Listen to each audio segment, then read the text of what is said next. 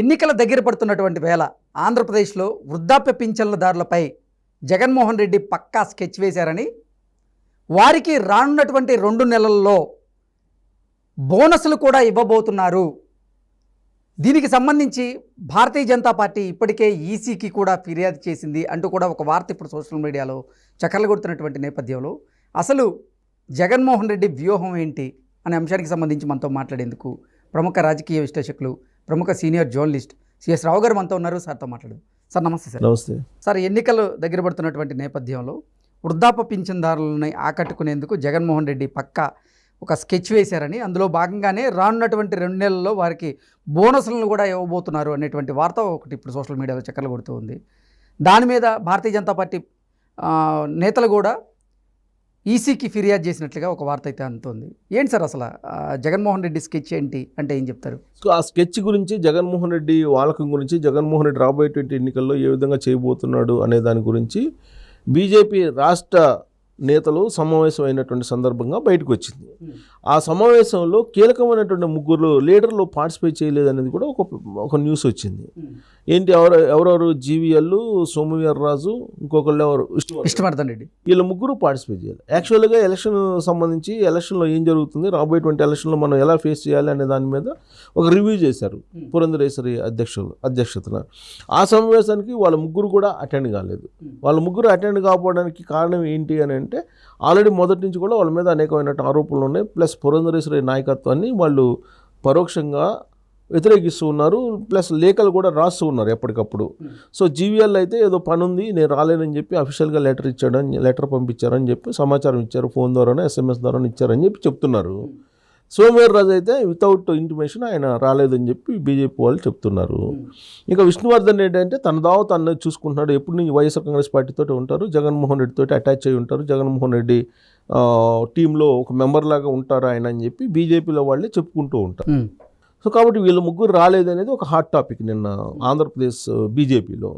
ఈ hot topic నడుస్తున్నటువంటి క్రమంలోనే అసలు ఆ మీటింగ్ సారాంశం ఏంది, మీటింగ్ ఏం జరిగింది, మీటింగ్లో ఉన్న అంశాలు ఏంటి అనేది చర్చించుకుంటే, ఆ మీటింగ్లో ప్రధానంగా జగన్మోహన్ రెడ్డి రాబోయేటువంటి రోజుల్లో ఏ విధంగా ఓటర్స్ని మభ్యపెట్టబోతూ ఉన్నారు, డబ్బుతోటి ప్రధానంగా, లేదంటే హింసాత్మక దూరంలో వెళ్ళేటువంటి అవకాశం ఉందా, ఇలాంటి అంశాల మీద ఒక సమీక్ష చేసుకున్నట్టు తెలుస్తుంది. దీంట్లో ఫైండ్ అవుట్ చేసినటువంటి అంశం ఏంటంటే, రాబోయేటువంటి 2 నెలల్లో వృద్ధాప్య పెన్షన్స్ ఎవరైతే తీసుకుంటున్నారో వాళ్ళకి అదనంగా డబ్బులు ఇవ్వాలనేటువంటి ఒక నిర్ణయం తీసుకున్నారు జగన్మోహన్ రెడ్డి అనేది ఒకటి వాళ్ళ దృష్టికి వచ్చినటువంటి అంశం. దానికి సంబంధించి ఆల్రెడీ కేంద్ర ఎన్నికల సంఘానికే డైరెక్ట్గా బీజేపీ కంప్లైంట్ చేసినట్టు సమాచారం ఉంది. వాళ్ళే కేంద్ర ఎన్నికల సంఘానికే ఫిర్యాదు చేశారు, ఇలా ఉంది, జగన్మోహన్ రెడ్డి రాబోయేటువంటి 2 నెలల్లో వృద్ధాప్య పెన్షన్లతో పాటు ఇప్పుడు 3,000 ఇస్తున్నారు పెన్షన్. ఈ 3,000తో పాటు ఇంకొక 3,000 అదనంగా కలిపి ఈ 2 నెలల పాటు ఇవ్వాలి. ఏప్రిల్, మే నెలలో ఇవ్వాలి. పోలింగ్ మేలో జరుగుతుంది. మే 13 పోలింగ్లో ముందు కూడా పెన్షన్లు ఇవ్వాలి. పెన్షన్లు ఇస్తుంది ఎవరు? ఇంటికి వెళ్ళి వాలంటీర్లు.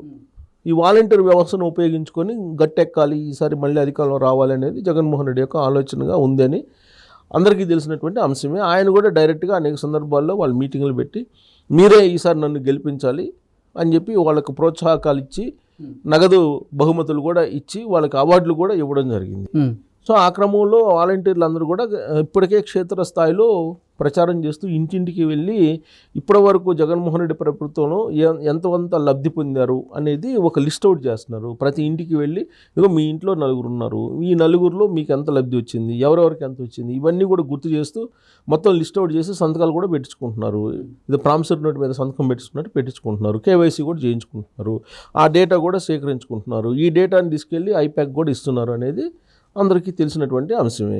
సరే, ఈ మొత్తం సమాచారంతో రాబోయేటువంటి ఎన్నికల్లో మొత్తం మ్యానిపులేషన్ చేయాలి, ఇన్ఫ్లుయెన్స్ చేయాలి అనేది, ఈ డేటాతోటి ఇన్ఫ్లుయెన్స్ చేయాలి అనేది ఒకటి. 2 ఏంటంటే, వాలంటీర్ వ్యవస్థ ఏదైతే ఉందో ఆ వ్యవస్థను ఉపయోగించుకొని గట్టెక్కాలి అనేటువంటి ప్రయత్నం ఇంకోటి. మరొకటి ఏంటంటే, ఆల్రెడీ గృహసారథులని ప్రతి 50 ఓటర్లకి ఒకరిని అపాయింట్ చేశారు. ఆ గృహసారథులు ఇప్పుడు ఆల్రెడీ వాచ్ చేస్తున్నారు. ఇది కాకుండా మళ్ళా పోలింగ్ బూత్ లెవెల్లో ఒక 10 నుంచి 15 మంది కొంచెం గాలివాటంగా తిరిగే వాళ్ళు అంటారు తెలుగులో, అంటే వాడుక భాషలో. ఈ గాలివాటంగా తిరిగే వాళ్ళు కొంతమందిని ఆ పోలింగ్ బూత్లో ప్రతి బూత్కి ఒక 10-15 మందిని తయారు చేసి ఒక కమిటీగా వాళ్ళని పెట్టేసి, ఒక టీమ్గా, కమిటీ కాదు ఒక టీమ్గా పెట్టేసి రేపు ఎలక్షన్లో ఏదైనా జరిగితే కనుక వీళ్ళు ముందుండి హడావుడి చేయడానికి ఒక సిస్టమ్ అనేది ఒకటి తయారు చేశారు. ఇట్లా 3 అంచెల వ్యవస్థ అనేది ఒకటి వినిపిస్తుంది. ఈ క్రమంలో అసలు ముందు సామదాన భేద దండోపాయం అనేది లాస్ట్. సామదాన భేద దండోపాయాలు ఫస్ట్ అన్ని అయిపోయిన తర్వాత దండోపాయం లాస్ట్. సో ఈ సామదాన అనేది ఈ వాలంటీర్లు చేస్తారు. ఈ దండోపాయం అనేది వీళ్ళు చేస్తారు. ఎవరు బూత్ లెవెల్లో ఉన్నటువంటి తిరిగే బ్యాచ్ ఉంటారు కదా, వాళ్ళు చేస్తారు. భేదోపాయం ఎవరు చేస్తారు? సామదాన భేదోపాయం. భేదాలు అంటే అభిప్రాయ భేదాలు కలిగించడం, లేదంటే క్యాస్ట్ విభేదాలు, లేదంటే అక్కడ ఉండేటువంటి గ్రామంలో ఉండేటువంటి అంశాలను విభేదాలు తీసుకురావడం ఎవరు చేస్తారు?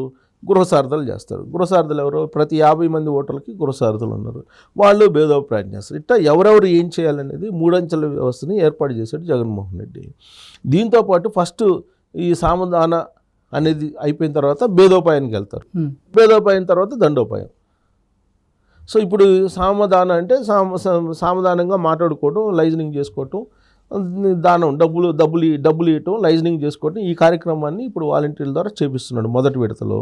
దాంట్లో భాగంగా ఇప్పుడు ఏప్రిల్ మే నెలలో ఇప్పుడు ఇచ్చేటువంటి పెన్షన్ని వాలంటీర్ల ద్వారా పంపిస్తే కనుక ఆ 3,000తో పాటు ఇంకొక 3,000 అదనంగా పంపించి ఇప్పుడు రాబోయేటువంటి ఎన్నికల్లో జగన్మోహన్ రెడ్డికి ఓటేయాలి, వైఎస్ఆర్ కాంగ్రెస్ పార్టీకి ఓటేయాలి, ఫ్యాన్ గుర్తుకి మీ ఓటుని వేయాలని చెప్పి ప్రచారం చేయడానికి సన్నద్ధమయ్యి డబ్బులన్నీ పంపిణీ చేస్తున్నారు, వాలంటీర్ల ద్వారానే పంపిణీ చేస్తున్నారు అనేటువంటి సమాచారం బీజేపీ సమావేశంలో వచ్చినటువంటి అంశం.